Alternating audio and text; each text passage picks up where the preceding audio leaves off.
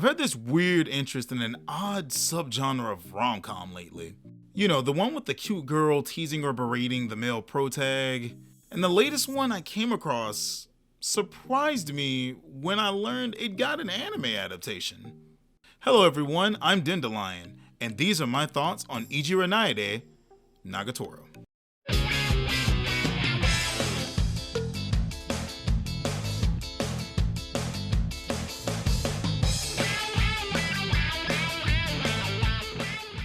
Ijiranaide Nagatoro is a Japanese web manga series written and illustrated by Nanashi.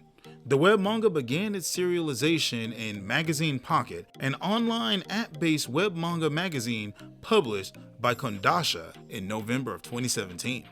An anime adaptation was announced July 2nd, 2020.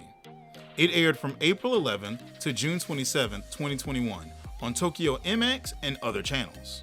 Ijiranaide Nagatoro is about a freshman named Hayase Nagatoro in high school who loves teasing and torturing her older male classmates she refers to as senpai. Now I've seen some stuff in the rom-com genre, some good and some bad, and this show is like a mixture of both. I was very put off by the first bit of the show as Nagatoro was just straight up bullying her senpai. And in all honesty, come on bro, you couldn't fire back at this girl? That couldn't have been me. It would have been over in the first episode, literally. I was beginning to think Python was going to be one of those protags that would be a spineless wimp the entire series, then magically grow a pair at the end and somehow beat everyone and get the girl. However, he proved me wrong. The guy grows half a spine and starts to stand up for himself pretty early, taking quite a bit more action. We actually see this early on when some guys are attempting to peek through Nagatoro's shirt, or when Nagatoro is visibly hot and he forcefully makes her cool off. He actually grabs her and pulls her aside. Something you wouldn't think he would do at first. It's not much, and he does have a long way to go, but that's a pretty good start. The best way to describe Nagatoro is that she's a literal cat. Like down to the very last line used to draw her, her mannerisms are all cat-like. Literally. Even down to her large canines. This is largely expressed through her facial expressions. When she's in a joking mood, she resembles a very toonish looking cat. When she's angry, her expression is that of like a cat ready to pounce on its prey, or a cat hissing. And I found this fascinating looking at how the creator incorporated these functions into her character. Now her as a character is like a fusion of Uzaki and Takagi. These are two other characters that tend to tease the guy they like or the male protagonist of their respective shows. However, their teasing didn't start out as malicious as Nagatoro's did. The rest of the cast are a bit interesting too, as they play some really good supporting roles.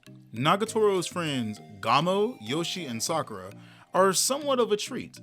Gamo was probably my favorite amongst these three, as she willingly opposed Nagatoro mainly for gits and shiggles. Gamo does care for Nagatoro, and the rest even acting like a big sister to them at times. She's also the one to coin the term Python, or name Python, for Naoto. Yoshi is just Gamo's co-signer, and literally repeats anything Gamo says. Sakura is just there. She's useful for like 2 times in the show, and that's it for her.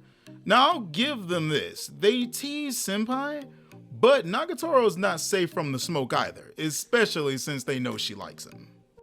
The president was somewhat okay as an antagonist.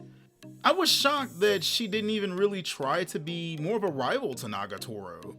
And she even fit the modern day idea of what some people call beauty. All she cares for is her art, and she does not care at all about what it takes to achieve it. As we can see, she likes to strut around naked sometimes. The major turn-off to her though, I did not like her color scheme. Her character design was great, but her color scheme was kind of bad. I wasn't feeling the whole black hair with red eyes thing, and usually that looks good, but there's a purple tint to it that just it didn't mesh with me. Like when I read the manga, I kind of envisioned her with red hair and purple eyes, or black eyes, whatever. I didn't think it'd be inverted. It just, the color scheme wasn't rolling for me. I was not feeling that color scheme for her hair. The series is equally strong on the art front, with Nanashi excelling particularly in character design. The facial expressions are a big reason why I like the show. Nanashi really conveys the cast's emotions in their art style throughout the entire manga. Telecom's work on the anime is equally captivating, as the expressions of each character mirrored their manga counterparts. I was extremely happy seeing this, as many animated and live-action shows and movies almost never follow through with the original source material. The expressions work wonders for Nagatoro, depicting her different moods towards Paisen or her friends. I think Telecom Animation Film did a pretty good job with the show's animation overall. There really isn't much about the show that I dislike. I mean, there were a few cringe moments, i.e. the ridiculous amount of striptease Nagatoro does to Paisen to get a rise out of him.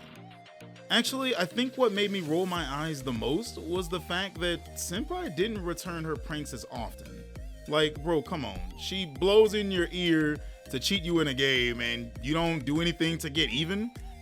The show did not really set itself too far apart from teasing Master Takagi or Uzaki-chan either. At their core, they were pretty much the same. Ijiranaide Nagatoro, or Don't Bully Me, Miss Nagatoro, is a pretty good series to spend some time on.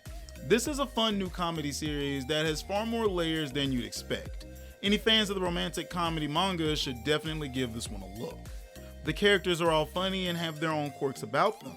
The dynamic between Nagatoro and Paisen is actually pretty well paced. The music is nice and the animation is picture perfect with the manga. Heck, the anime even follows the manga. What other reasons do you need? I give this show a 4.5 out of 5. And I'm sure if you give it a shot, you will find yourself having a very enjoyable experience, almost as much as I did. Alright everybody, we're at that point, so let me ask you, what do you think about this particular genre of the rom-com variety in manga? Do you like Nagatoro, or do any of you have a crush on Paisen? Is Gamo more monkey-like, or do you think she's like one of those big boss cats? Yoshi was annoying to me, did she annoy you? Let me know in the comments below. And remember to like and hit that bell icon for more stuff to come. This is Dandelion, signing off.